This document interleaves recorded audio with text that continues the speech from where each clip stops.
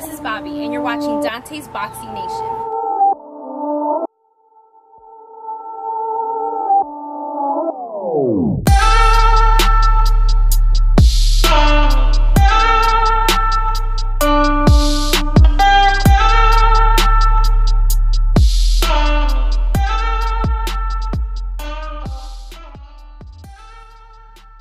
Dante's Boxing Nation, what's going on, guys? So with this big fight brewing, Errol Spence versus Mikey Garcia, I think a lot of people are wondering, how is Mikey Garcia going to deal with Errol Spence's power?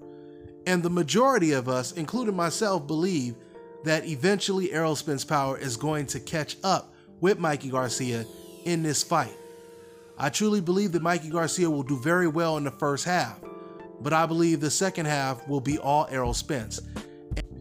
If you guys notice, I played a clip of Mikey Garcia, one of the knockdowns that he suffered in his career. He's been knocked down twice in his professional career. Once against Rocky Martinez, and the other knockdown was against Walter Estrada. And the knockdown against Rocky Martinez, both Martinez and Garcia, they were both throwing a right hand at the same time, and Rocky's right hand got there first. So the natural consensus would be, if Mikey Garcia got knocked down by C-level fighters, how can he stand up 12 rounds against Errol Spence without getting knocked down or knocked out? The one thing I will say about the situation, though, is when Mikey Garcia was in there with weaker competition, there's no doubt about it, he did not have the same type of concern that he will have when he's up in there against Errol Spence. So therefore, he'll be a lot more alert. When he was in there with the likes of Rocky Martinez, he's thinking these guys have already been knocked out before, they've already been beat up before, let me just try to blow this guy out. You know, I don't know if Mikey Garcia is going to change up his strategy and become a clincher in this fight, because I'm telling you right now, if he doesn't rely on tying up Errol Spence, he's going to have a very difficult time on the inside with Errol Spence. I told you guys before, Mikey Garcia is not really an inside fighter. Now, I know Robert Garcia, he says even though we haven't seen Mikey Garcia fight on the inside, he does it when he's sparring and when he's training. But it's a little bit different doing it in the ring, in an actual bout with no headgear and smaller gloves. I'm sure Mikey Garcia knows how to fight on the inside very well, but it's just obvious that he's more comfortable fighting from a distance or fighting at a distance. One of his best weapons is his right hand. His jab, his 1-2 combination, that's pretty much his best weapon. He has a great jab. I believe he has the type of jab that gets opponents to start to second guess themselves. I think that's what happened in the Robert Easter fight. Robert Easter, for the first 30 seconds, he came out looking spectacular. It looked like it was going to be an easy night for Robert Easter.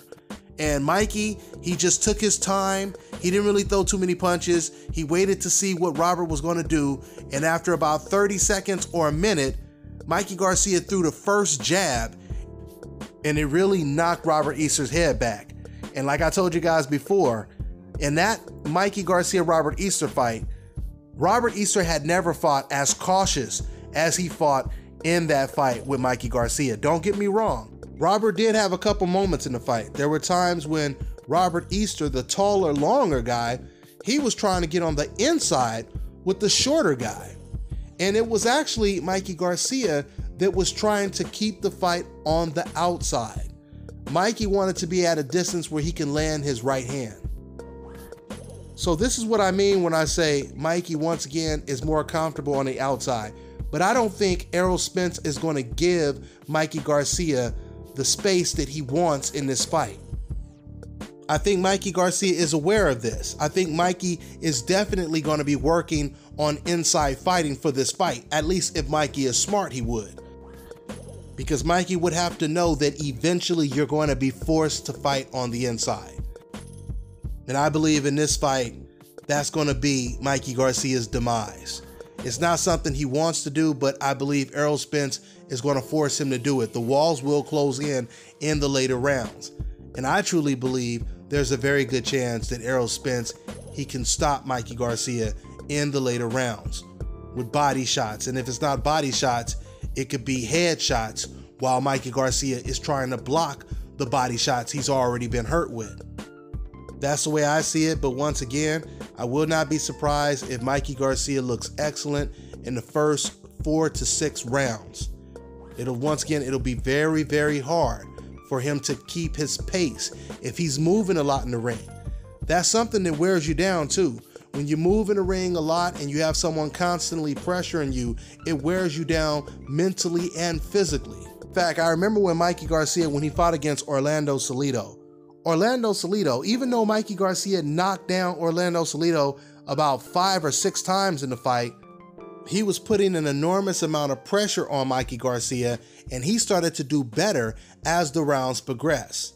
I really wish I would have seen, or we would have got to see how that fight would have played out if it went the whole 12 rounds, but the fight was stopped prematurely because Mikey Garcia, he suffered a broken nose in the fight, and I believe it was from a headbutt. So once again, man, we'll see. We'll see how this all plays out. This is a great fight. This is a great matchup.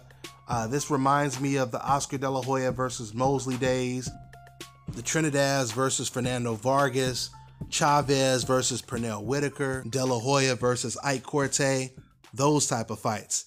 That's the type of fight this reminds me of. Well, guys, I'm going to wrap this video up. That's all I got for now, guys. I'm on to the next one.